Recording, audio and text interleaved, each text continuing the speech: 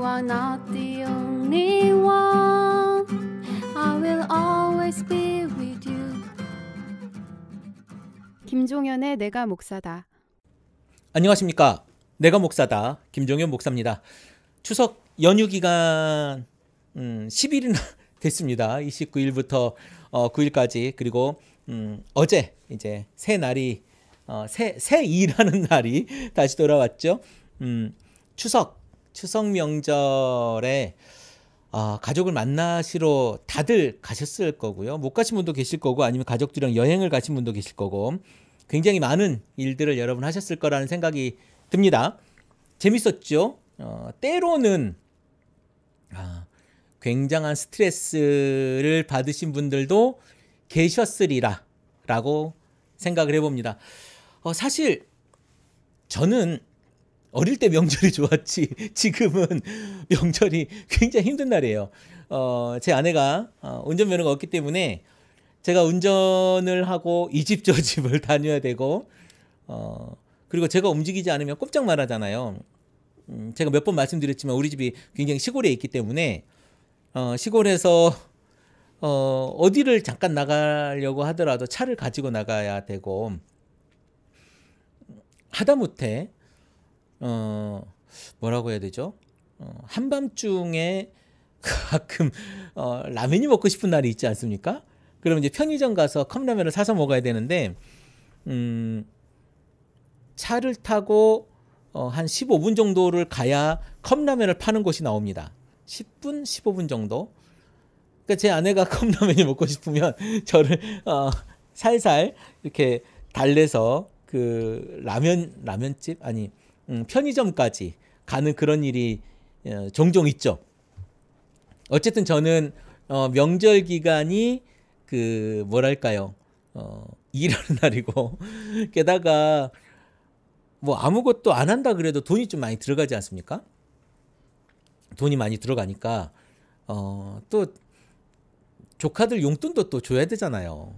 뭐 작은 아빠 큰 아빠 용돈도 줘야 되고, 뭐 겸사겸사 또 이런 돈들 저런 돈들 들어가니까 어른이 돼서 명절을 맞는 것과 제가 어릴 때 용돈 받는 재미에 또 맛있는 음식을 먹는 재미에 보냈던 그런 그 명절과는 굉장히 차이가 많이 나더라는 것이죠. 매년 느끼는 겁니다만.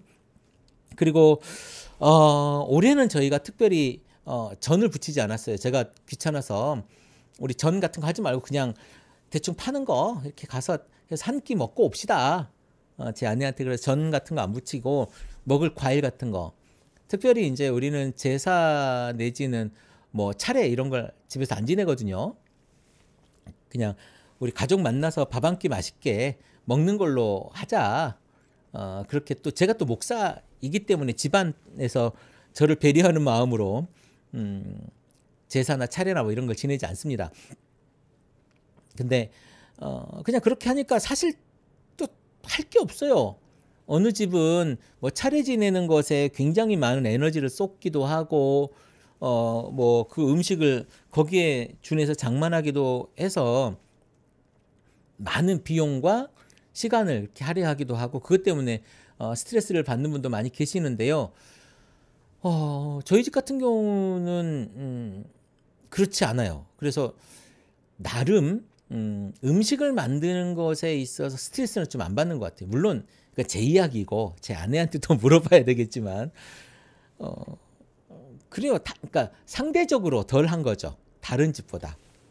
그래서 우리는 뭐 저희 집 같은 경우 명절 분위기는 그렇게 막 번잡하거나 그러지 않습니다. 그리고 저녁에 이제 보통 아버지 집에서 자잖아요. 저희 집에서 자면 또 우리 집이 또 그런 것 같습니다. 그 막 저녁에 막 술을 부어라 마시라 하는 집도 있고 고스톱을 밤새 치는 집도 있는데, 또 제가 술을 안 마시잖아요. 그러니까 그 집에서 막 먹고 막 이런 게 아니니까 뭐랄까 또 번잡 그런 또 소란스러움도 없는 것 같아요.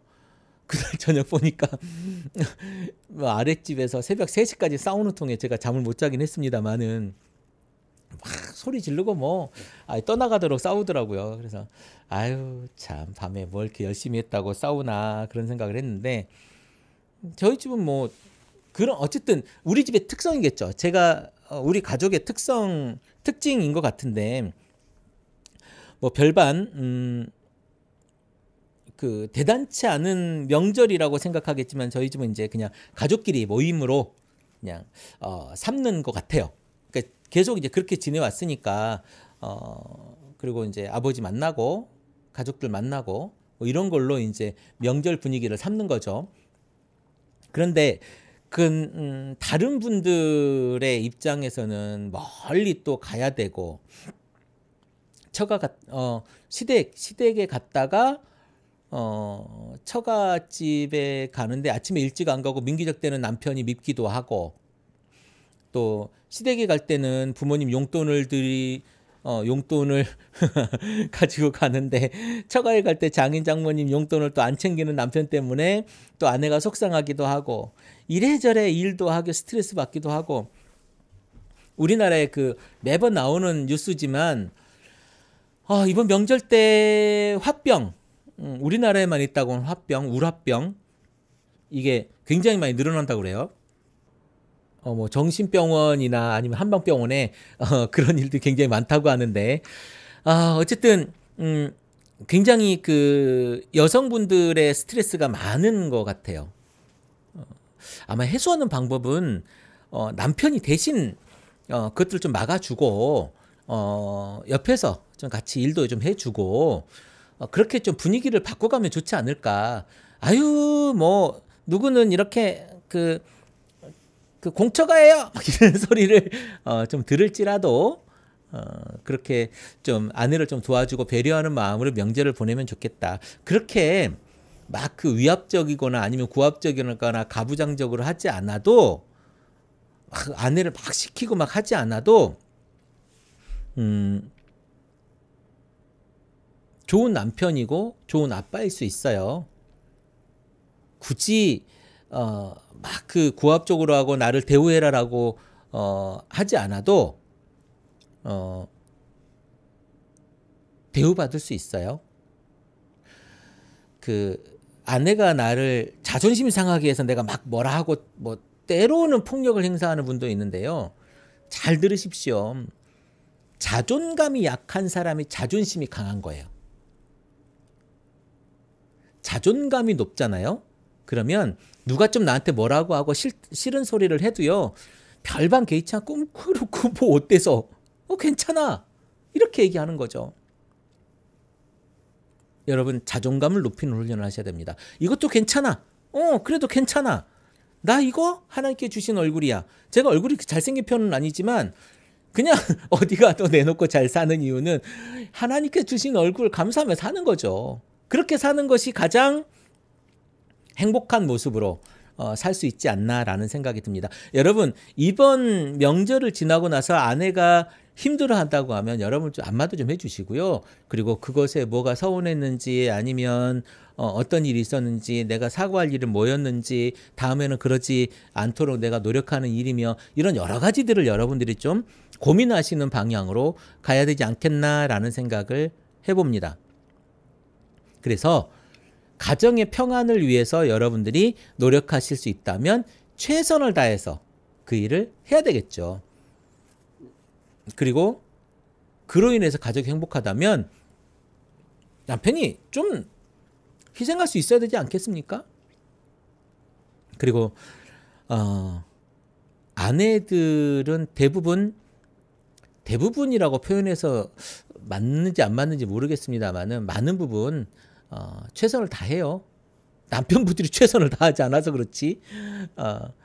그러니까 한국 사회에서 여성으로 명절을 보낸다는 건 굉장히 힘든 일입니다.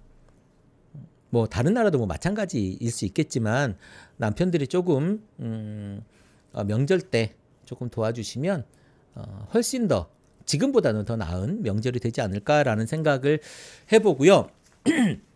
요즘 TV에 요즘 들어 부쩍 나오는 이름 중에 하나가 TV나 뉴스, 저는 TV를 안 봅니다만은 뉴스에 나오는 이름 중에 하나가 이명박 대통령에 대한 이름이 자주 나와요. 제가 예전에도 계속 몇 번 말씀드렸던 것 같아요. 이명박 대통령이 되게 만든 사람들의 집단이 있다. 이 집단은 누구냐면 기독교 집단이다라고 말씀을 아니 드릴 수가 없습니다. 제가 예전에 이런 얘기를 한번 한 적이 있는데 그 빤스 목사 이야기를 하면서 아마 거기에 이런 얘기도 아마 섞여 있었을 텐데 그분 동영상이 크게 두 가지예요. 뭐 물론 그중에 여러 가지도 있지만 동영상 인터넷에 떠 있어요. 아마 유튜브에 제가 떠 있었던 걸 본 것 같은데 하나는 뭐 내 교인인지 아닌지를 확인해 보기 위해 여성도에게 했던 그런 이야기, 그리고 또 하나는 이명박 장로를 대통령 만들기 위해서 해야 되는 그 이야기를 하면서 이명박 장로로 대통령을 찍지 않으면 하늘 생명책에서 내가 당신 이름을 지워버릴 거야 라고 이야기를 하는 장면에서 그 많은 성도들이 아멘 합니다. 야, 거기 정말 그 군중심리라는 것이 거의 집단체면 수준이에요. 그 교회에 모르겠습니다. 어떻게 이야기되는지는 잘 모르겠으나 어쨌든 그때 아멘하는 그 순간만큼은 그런 분위기였습니다. 그래서 참 안타깝다. 참 안타깝다 이런 생각이 들었고요. 아마 거기 교회 분들이 아마 주일날 선거운동을 위해서 아마 주일 예배를 안 쉰 경우가 있었던 걸로 제가 아는데 그 목사가 전광훈 목사라고 그 어디죠? 대신 측인가요? 아마 장로교 한 교단에 그래도 규모가 좀 있는 교단이죠. 규모가 있는 교단의 총회장으로 알고 있어요. 그러니까 그분만 있었느냐? 우리 순복음교회의 대표적인 목사님도 아마 그랬을 거고요. 그리고 우리 저쪽에 그 서초동에 큰 교회 있지 않습니까? S교회의 담임 목사님을 위시해서 그리고 또 뭐 어쨌든 기독교계에서 좀 난다 하는 사람들은요 다 그랬어요. 다 그랬습니다. 이명박 대통령 장로 대통령 만들어야 된다고. 옛날에 여러분 아세요? 저기 누구야? 김영삼 대통령 장로 대통령이라고 기독교에서 얼마나 좋아했습니까? 그래서 그 대통령이 뭐 했어요? IMF 경제를 내가 알지, 내가 하나 네가 알지, 경제 전문가가 알지, 뭐 이래가지고 IMF 그때 우리가 제대로 한번 빵 맞은 거 아닙니까? 그리고 그때 제가 그때가 이제 언제입니까? 90년도 초반이었으니까 제가 고등학교, 대학교 초반 뭐 이때였는데 그때 제 담임 목사님이 그런 얘기했어요. 이번에 장로 대통령이 청와대에 들어가면 청와대에 있는 불상부터 옮길 거라고 그런 얘기를 했던 기억이 납니다. 그런데요, 그 청와대에 있는 그 불상 아직도 있습니다. 아직도 청와대에 있고요. 그게 뭐 있고 없고의 중요한 건 아니죠. 근데 기독교 입장에서 그렇다는 거예요. 그리고 이명박 대통령이 되면서 장로 대통령 뭐 또 그 불상 얘기가 또 나왔던 거죠. 여러분, 종교인의 종교 개념으로 정치를 하는 건 굉장히 위험한 일입니다. 이슬람의 그 종교법, 그러니까 샤리아라고 하죠. 이 샤리아 지금 그래서 어떻습니까? 인권이 어떻게 됐습니까? 아니 어떻게 된 게 아니라 지금 인권이 어떻습니까? 그 중동의 이스라엘 저기 사우디아라비아나 IS나 뭐 이런 데가 어떻습니까? 완전 여성 인권이 이루 말할 수가 없죠. 우리나라 기독교 그 종교 지도자들 내지는 종교인들이 지금 종교 장로를 대통령으로 만든다 이렇게 얘기하면서 하는 이야기가 뭡니까? 성경에 나와 있는 그런 그 문자적인 해석을 하는 사람들로 말미암아 대통령을 삼아서 그 문자적으로 나라를 다스려 보겠다 이런 얘기하는 거 아니에요? 그러면 그게 뭡니까? 완전 개쓰레기 나라 되는 거예요. 성경으로 성경에 있는 대로 그대로 나라를 다스리는데 왜 개쓰레기가 됐냐? 여러분, 성경을 문자 그대로 적용을 하면 진짜 이상하게 되는 거예요. 그걸 법으로 만들고 막 이렇게 해보세요. 여러분, 살아날 수 있을 것 같습니까? 우리나라에 거기에 가지고 법에 범법자나 이렇게 되지 않을 사람이 한 명도 없어요. 진짜 이상한 나라. 여자는 잠잠하라 이렇게 되는 거고요. 11초 안 하고 간음하고 도적질하고 막 쳐 죽이고 이렇게 되는 겁니다. 성경을 제대로 해석할 수 있는 사람이 교회에서 함께 신앙을 잘 이뤄가야 돼요. 그런 사람들이 많아진 나라가 하나님이 다스리는 나라가 되는 겁니다. 하나님 말씀이 그 삶을 지배하고 그 삶의 건강한 행위로 나타나는 그런 나라가 되어져야 되는 거예요. 아주 꼴통 같은 기독교인을 대통령으로 세워놨다고 해서 그게 되냐 이거죠. 저는 지금 이명박 대통령 전 대통령의 이야기가 구설수에 오르게 된 것은 우리 기독교인 그때 이명박 대통령을 만들었던 사람들의 원죄가 크다. 깊이 반성해야 된다. 기독교인을 정치 지도자로 만들기 위한 그 노력들에 대한 깊은 반성 분명히 해야 된다. 자꾸 교회에서 뭐 진보니 보수니 이런 걸 따져가지고 어떤 대통령 욕하고 뭐하고 그럴 것이 아니라 정말로 우리가 대통령 그러니까 기독교인이 정말로 선한 정치를 한다는 건 굉장히 좋은 일이죠. 이번에 김진표 그 의원인가요? 위원인가 의원인가 하는 이분이 했던 것처럼 종교인 과세를 뭐 유예하자 더 이렇게 얘기하는 그런 미친 발언 말고, 아니 제가 매번 얘기하지 않습니까? 세금 내면 돼요. 그리고 제가 알기로는 우리나라에 세금을 대박 뜯길 만한 목사들이 많지 않아요. 그리고 세금을 대박 뜯길 만한 목사들은요, 세금 내고도 충분히 먹고 살 만큼의 상황이 되는 목사들일 겁니다. 아니 돈을 내면 돈을 많이 벌면 돈을 많이 내야죠. 그것이 세금 낸 돈이어서 이중과세는 여전히. 여러분 11조 하고 남은 그 돈으로 애들 용돈 주죠. 그 애들 용돈 주면 애들한테 여러분 뭐라고 합니까? 교회 이거 10분의 1 해가지고 11조 내라 이렇게 합니까? 안 합니까? 그러면 하나님께서 이중 과세하는 거네요. 이중 11조 내는 거네요. 애들한테는 그렇게 하면서 목사들은 11조 낸 거 뭐지? 세금 낸 거 갖다 또 세금 내니까 안 된다고요? 에라이씨. 좀 어디 붙일 때 갖다 좀 붙입시다. 무슨 아니 어렵게 살면 세금을 안 냅니까? 그러면 국가에서 여러분 영세민이라고 들어보셨습니까? 영세민?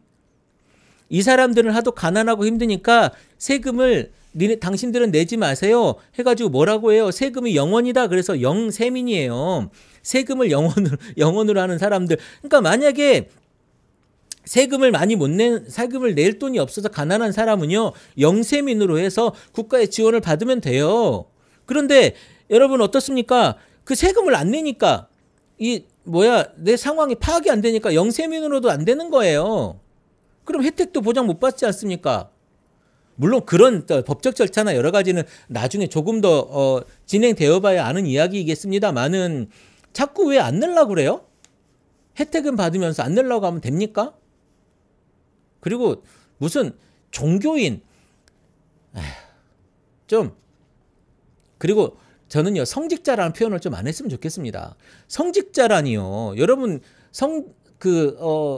목사가 성직으로서 얼마나 여러분 자리매김을 하고 있습니까? 더 타락하고 더 더럽고. 사실은요, 가끔 볼 때 여러분들이 그 목사들의 영성이라고 하는 거 있죠. 목사들의 영성이 정말 일반 교인들보다도 떨어질 때가 많아요. 아주 총회나 이런 데 한번 가보시죠. 아주 그냥 욕이요 목구녕 끝털까지 나와가지고 확 뱉어주고 싶을 때가 얼마나 많은지 모릅니다. 저런 걸 목사라고 세워놓고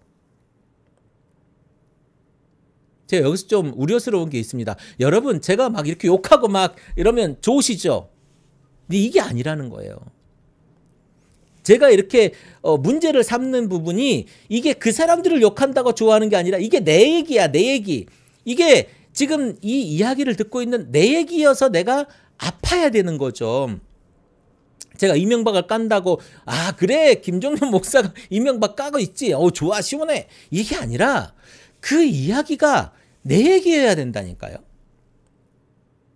그 목사들 그래 목사 새끼들 욕먹어야지. 이게 아니라 이 이야기를 듣는 당신의 이야기여야 된다는 거죠. 성경이라고 하는 이 하나님께서 주신 이 책을 자꾸 타자화하고 다른 사람에게 적용시키는 게 아니라 이걸 자꾸 나에게 본인에게 적용시켜야 되는 거예요. 그렇지 않으면 굉장히 이상한 성경이 되는 거죠. 좋은 이야기 이런 어떤 그래서 예수님이 그러잖아요. 성경에서 그러지 않습니까? 뭐라고 하냐면 야 판단하지 마라. 저 사람의 눈에 티끌을 보기 전에 네 눈에 들보를 봐라 이러지 않습니까? 그러니까 나를 먼저 보라는 거예요. 성경의 적용은 저 사람에게 먼저 하는 게 아니고 나에게 먼저 적용하는 거예요. 그래서 내가 얼마나 건강한 신앙생활을 하고 있는가를 먼저 봐야 되는 거예요. 저 사람은 자기가 알아서 할 거예요. 저 사람 왜 욕을 해요? 제가 목사이고 그럼 왜 하냐고요? 우리 또 같은 서클 안에 있잖아요. 목사는 목사 서클 안에 있는 거예요. 기독교는 기독교 서클 안에 있고, 그리고 중요한 건 뭐냐면 제가 그 사람들에게 뭐라 하는 게 아니고 나 또한 그렇게 잘 살고 있지 못한 것에 대한 반성의 이야기예요. 그리고 우리가 잘할 수 있다면 이 사람들도 같이 잘해보자 이런 이야기거든요. 그래서 너는 잘났냐? 저도 못났어요. 그래도 우리 같이 한번 잘해봅시다 라고 이렇게 얘기하고 있는 거죠. 미리 공격을 차단하는 겁니다. 그리고 유튜브 댓글 여러분 굉장히 많이 달아주고 계시는데요. 이런저런 댓글 다 환영합니다. 우리 팟빵에도 댓글 좀 많이 달아주시고요. 유튜브에서 조회수가 굉장히 높은 것 같아요. 그런데 여러분 정말 중요한 것은 여러분의 신앙생활 다시 한번 점검하시라는 거예요. 제가 왜 자꾸 이 얘기를 하냐면 제가 이제는 한계를 제가 보고 있는 것 같아요. 무슨 한계냐? 제가 더 채플 커뮤니티에 대한 이야기를 굉장히 많이 하고 있습니다. 그리고 굉장히 많이 했습니다. 그리고 후원 이야기도 여러분들에게 엄청 했죠. 이제 그만해라 할 만큼 엄청 했는데 더 채플 커뮤니티에 대한 여러분의 관심이 일단 없고, 두 번째로 움직일 마음이 전혀 없는 것 같아요. 그냥 김종현 목사가 이렇게 그런 사람이 시원하게 그냥 이야기하고 있구나. 욕하고 있구나. 야 좋다. 재밌다. 저렇게 까는 거 정말 즐겁다. 이런 이야기만 하고 이렇게 그냥 듣고 마는 것 같아요. 중요한 건 여러분의 한 사람의 그 움직임이 대한민국을 바꿀 수 있음에도 불구하고 안 하는 거죠. 그거는 여러분 못하는 게 아니고요. 안 하는 겁니다. 우리 제가 다시 했던 이야기로 다시 돌아가자면 우리 정말로 이명박 대통령을 만들었던 우리의 원죄 이거 다시 한번 돌아보고 회개해야 됩니다. 그렇지 않으면 이제 앞으로 기독교의 미래는 없는 거예요. 여러분 진짜로 그 태극기 집회하는 사람들 그쪽에 한꺼번에 같이 묻어가지고 그렇게 태극기 깔고 이스라엘 깃발 깔고 성조기 깔고 그렇게 기도하고 싶습니까? 여러분의 그 모습이 그런 모습이었어요. 솔직히는.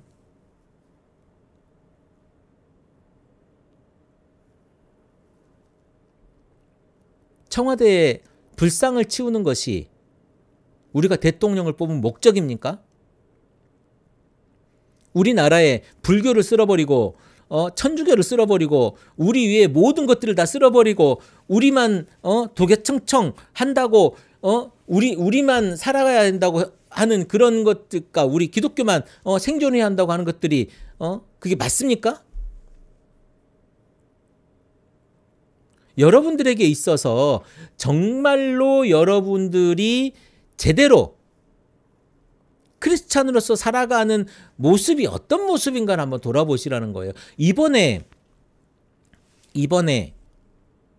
명절 때 내가 아내에게 어떻게 했는가, 내가 우리 아이들에게 어떻게 했는가, 내가 내 조카들에게, 내 형제간들에게, 내 부모에게 내가 어떻게 했는가를 보면서 내가 신앙생활을 어떻게 해왔는지를 단연 볼 수 있는 거예요.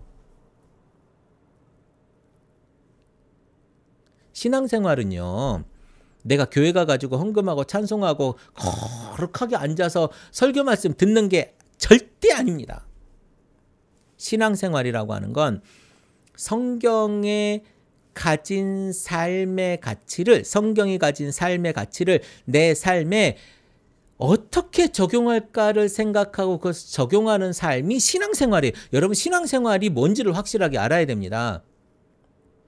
그게 신앙이에요. 내가 그리스도를 따르고 하나님을 믿는 믿음으로 말미암아 내가 어떻게 살아갈 것인가, 이게 신앙이거든요.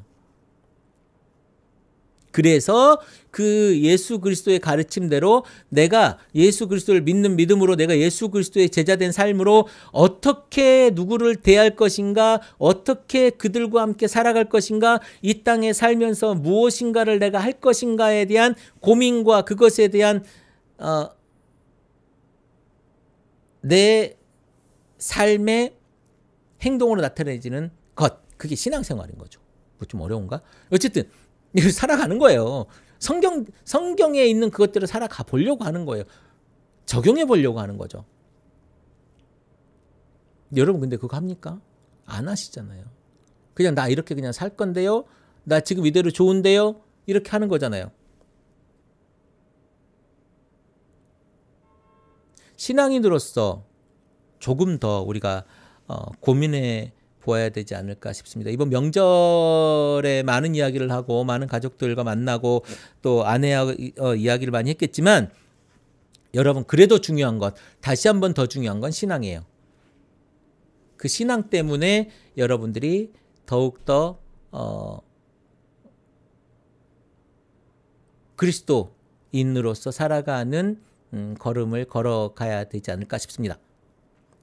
오늘 명절 이야기 하다가 우리 또 이명박 대통령 이야기도 하고 몇몇 이야기를 했습니다만은, 여러분들이 다시 한번 신앙이 무엇인가를 고민하는 그 이야기가 되었으면 좋겠다라는 말씀을 드리고 오늘 방송 마무리하도록 하겠습니다. 크리스찬 TV 내가 목사다 김종현 목사입니다. 크리스찬 TV